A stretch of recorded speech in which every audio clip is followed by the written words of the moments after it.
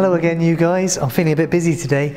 Today we're going to look at the nerves of the upper limb. I'm not going to cover the brachial plexus. I am going to cover the big four nerves as they run down from the shoulder distally towards the hand. The aim is to have like a visual idea of where those nerves run. By the big four I mean musculocutaneous, median, ulnar and radial. Whenever you have a list of things, like why is the last one always the hardest one to think of? Anyway, the four, and then I'm gonna add in a few extras, and just for fun we're going to talk about the cutaneous nerves to the skin of the upper limb as well. All right?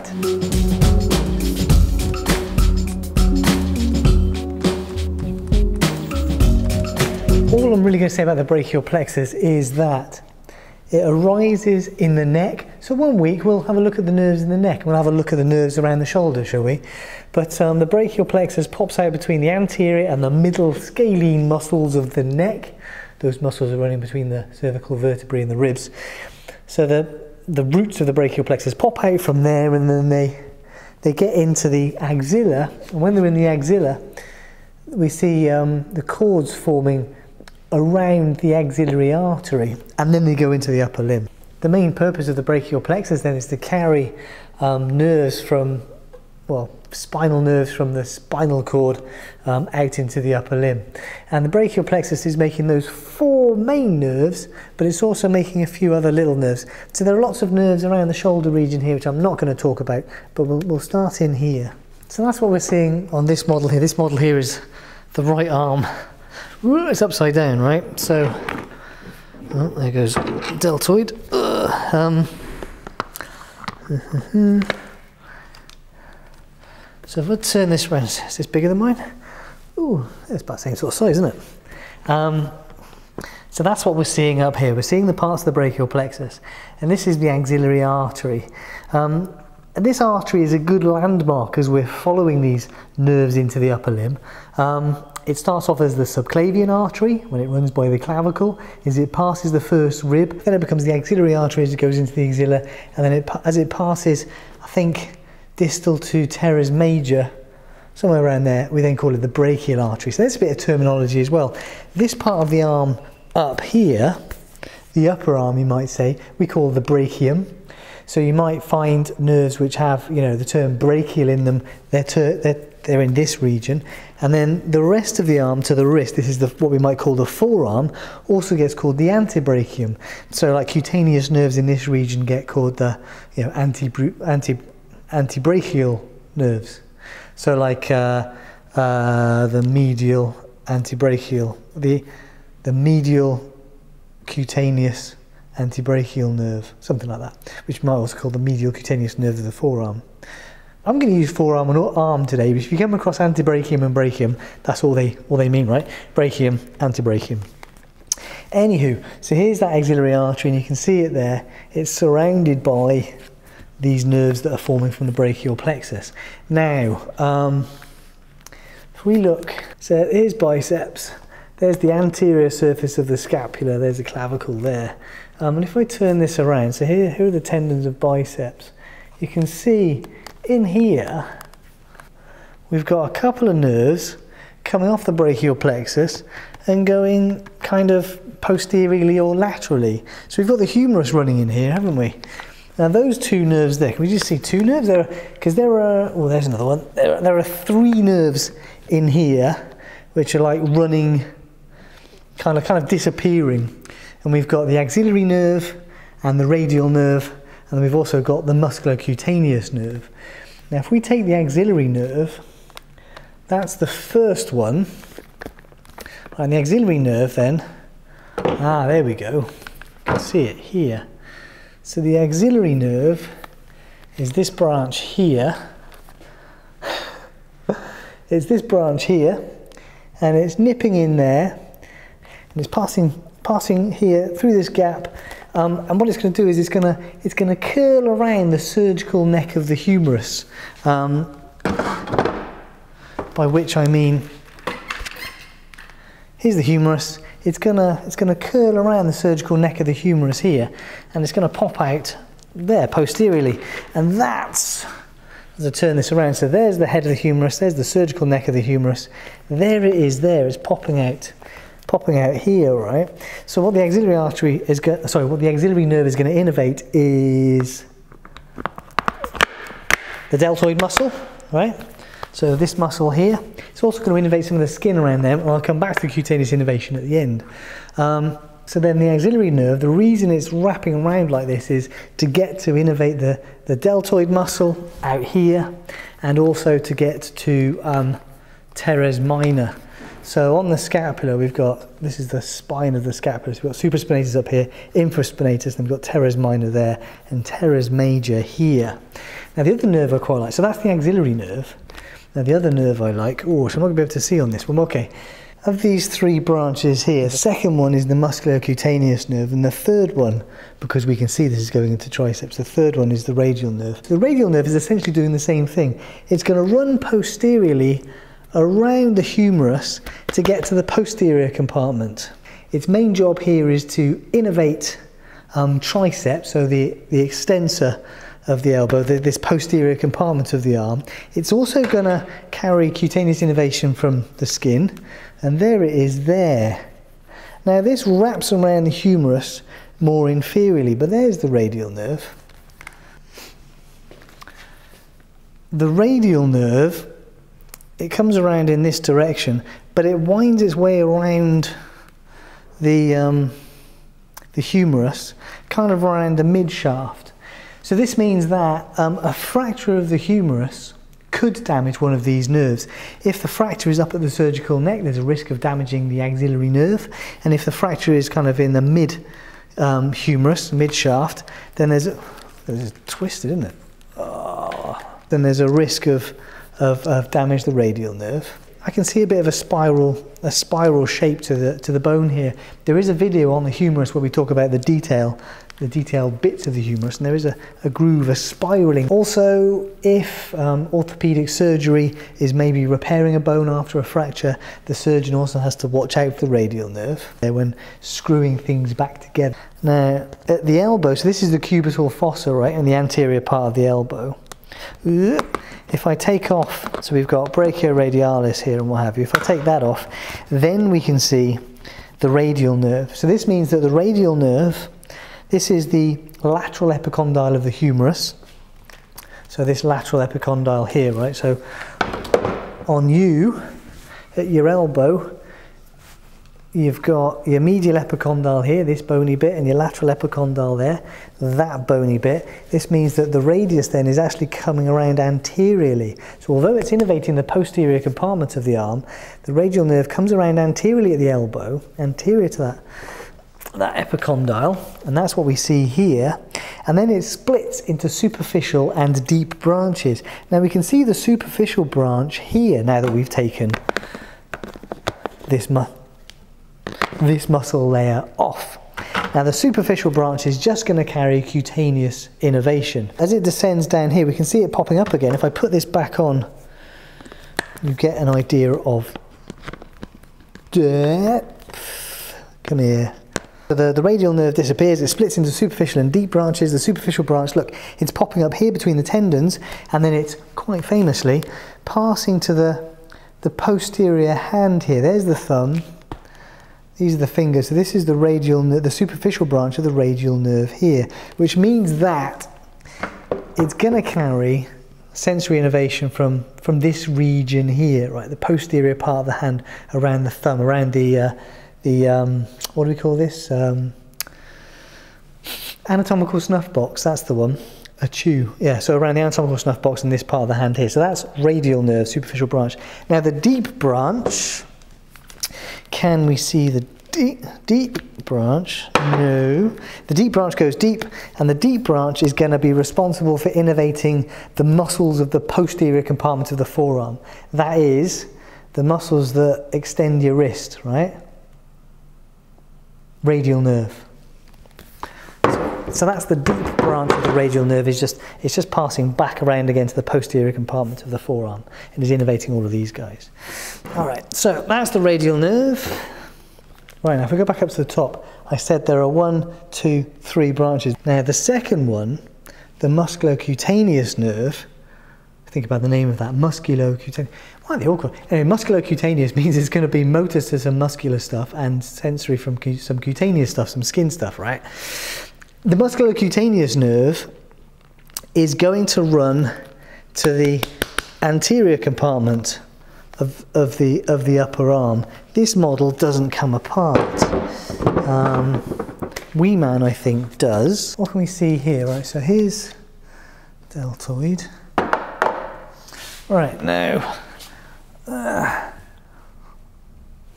here's pectoralis minor. Here's biceps, there's coracobrachialis. And yeah, I can just about see musculocutaneous diving up into here to get underneath biceps. So if we take biceps off, there we go. Here's the proximal humerus here, and there's the musculocutaneous nerve. So that's the job of the musculocutaneous nerve, is to innervate the flexors of the upper arm. So it's getting into the anterior compartment of the upper arm, and it's going to innervate these three muscles here. So basically it's going to innervate the muscles that flex the elbow: biceps brachii, coracobrachialis and brachialis. And that's the end of its muscular job. It does continue. Of course, this is a left arm, right? Left arm here. And we can see it continuing. When it pops out again, it disappears on here, but not too surprisingly, because it's a cutaneous nerve, which means that because the skin has been taken away, we've lost the cutaneous nerves as well, just like we've lost those superficial veins that we can see in the skin of our arms, right? The musculocutaneous nerve is going to continue as the lateral cutaneous nerve of the forearm, which means it's gonna carry sensory innervation from the so it's going to carry sensory innervation from the skin of the lateral part of the forearm here. Now the radial nerve is going to I've got a fake nerve here. Now the radial nerve, if we stick with the left arm, so we saw the radial nerve is coming around here, right? Before it comes around the elbow, it sends off before the radial nerve splits into the superficial and deep branches, it gives off a posterior cutaneous nerve of the forearm, like this. And that splits off, proximal to the elbow, so above the elbow, and then gives off a branch. So the radial nerve, and this posterior cutaneous nerve of the forearm, is actually carrying the sensory innervation from the posterior part of the forearm. And then the musculocutaneous nerve is carrying sensory innervation from the lateral part of the forearm through the lateral cutaneous nerve of the forearm. All right? So we've got a medial cutaneous nerve to discover later. So that means that we have taken care of the muscles of the arm with the musculocutaneous nerve and the radial nerve. Now, we've still got the median nerve and the ulnar nerve to deal with, and that's what we see here. Now look, this is biceps brachii. Remember, this is the right arm. Arms everywhere here. This is the right arm. Here's biceps brachii, there's triceps brachii, see brachii, brachium. And the artery, the brachial artery, is running in this groove in between the two. And we got in there, coracobrachialis, whatever. So you've got the brachial artery running in this groove, which means it's very superficial. And we talked about this when we talked about the arteries of the upper limb. You can get in here and feel the pulse. Now, where you feel the pulse, where you feel that artery, you can also feel some other firm, round structures that aren't very nice to poke. Two of those structures are the median nerve and the ulnar nerve. And you know where the ulnar nerve goes because of your funny bone, right? But the median nerve is following the brachial artery. And look, this is the cubital fossa here of the anterior elbow. And the brachial artery is running around anteriorly into the cubital fossa, and then it disappears behind these muscles. So here's pronator, teres, and we're starting to get into the muscles of the forearm. If we take those away, we can see a little bit more. Whew. Right, so as we get into the cubital fossa, that anterior part of the elbow, you can see the brachial artery comes around and splits into ulnar and radial arteries. The median nerve comes around with it. Before the median nerve before the brachial artery splits, the median nerve then disappears beneath these muscles, so it goes away from it a little bit. The median nerve then is going to run into the anterior compartment of the forearm. I've got to take off another muscle layer to see it, so we're dissecting quite deep here, but there's the median nerve there. There's the ulnar artery, there's the radial artery, so we're very, very deep. The median nerve is going to innervate all of the muscles of the anterior compartment of the forearm, except for flexor carpi ulnaris, which is going to be innervated by the ulnar nerve, flexor carpi ulnaris, ulnar nerve. And also we've got flexor digitorum profundus, that's the deep muscle that flexes the fingers. That's going to be partially innervated by the median nerve and partially innervated by the ulnar nerve. But the median nerve otherwise is innervating all of the other muscles of the anterior compartment of the forearm, and those muscles are involved in flexion of the wrist and flexion of the fingers, right? Now the median nerve continues, and look, it's still deep, it's still disappeared. It's going to go deep to the flexor retinaculum at the wrist, which is there, right? Which means that the median nerve is running through the carpal tunnel. Now if we look at the carpal tunnel, we've got another video on that. There's the bones of the wrist are making a groove here, right? They're making a space, and blood vessels and the median nerve run through there. Now the median nerve then is going to,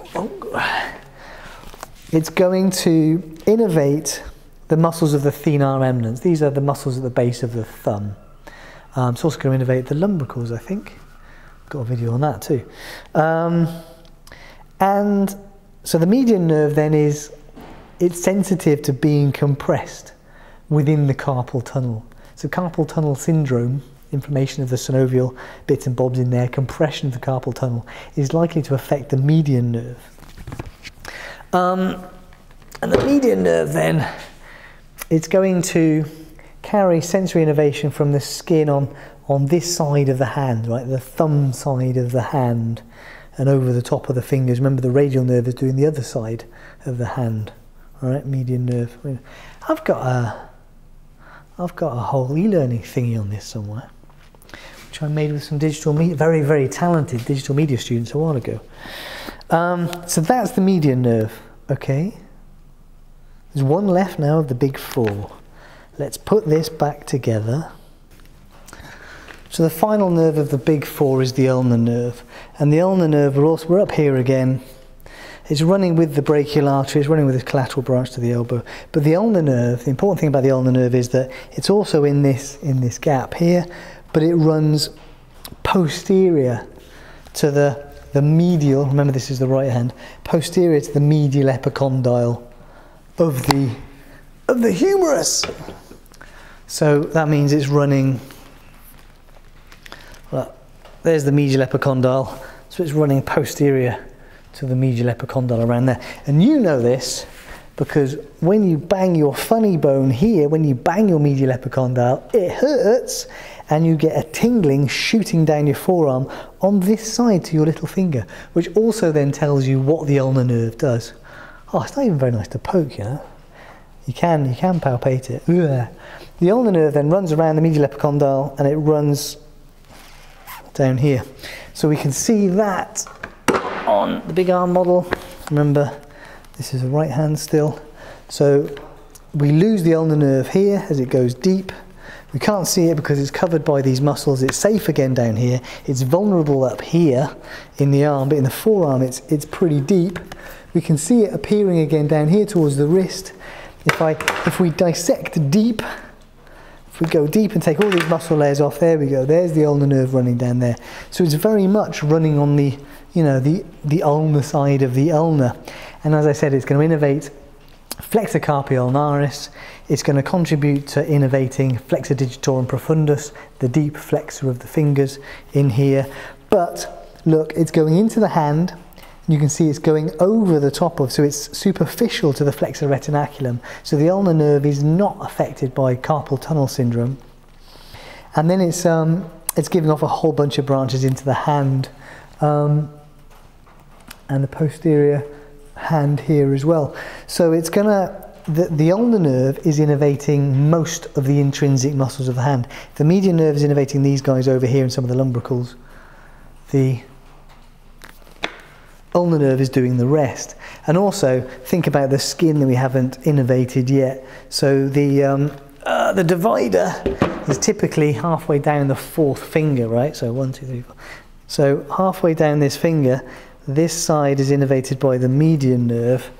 This side is innervated by the ulnar nerve, and also posteriorly, right? So ulnar, median, radial nerve. So if you want to test if the cutaneous parts of these nerves are working, you can just, test for sensation here, radial, test for sensation here, medial, test for sensation here, ulnar nerve. Who's that? So those are the big four. It's difficult with these models that you can't rotate and stuff. I mean, I often use computer-generated images for teaching this, along with these models, because it's difficult to see the roots. But visualize how the musculocutaneous nerve runs into the anterior compartment, deep to biceps brachii, how the radial nerve gets around into the posterior compartment, and then comes around to the cubital fossa, then splits into deep and superficial branches, which carry on down. Superficial is then going, to that region there, and the deep is going to innervate all of the muscles of the posterior compartments. Just visualize the ulnar and the median nerves, the median nerve staying in the middle, so it's coming around anterior to the medial epicondyle to get into the cubital fossa, innervate all of the muscles of the anterior compartment, or all except 1.5, and then gets down into the thenar eminence, the thumb and the hand, by going through the carpal tunnel. And then visualize the ulnar nerve running around posterior to the medial epicondyle of the humerus and innervating flexor carpi ulnaris and continuing down to innervate most of the intrinsic muscles of the hand. Get the flow, right? Get the shapes, get the flow. That's the important thing. You read these descriptions in textbooks, sounds very complicated. Visualize the shapes, it's not so bad. So those are the big four. And while we were going through there, we've talked about a bunch of cutaneous nerves, but let's add a few more on top. On top, cutaneous, on top, superficial. Okay, so if we're going to talk about cutaneous nerves of the upper limb, I'm going to use pipe cleaners, because of course the skin's been removed, so we've lost the cutaneous nerves. We see them when we're dissecting, and then we cut them out generally. Well, the axillary nerve is going to innervate the deltoid muscle, so it's also going to give off a superior lateral cutaneous nerve of the arm, which is going to innervate the skin around this same region, a bit further down.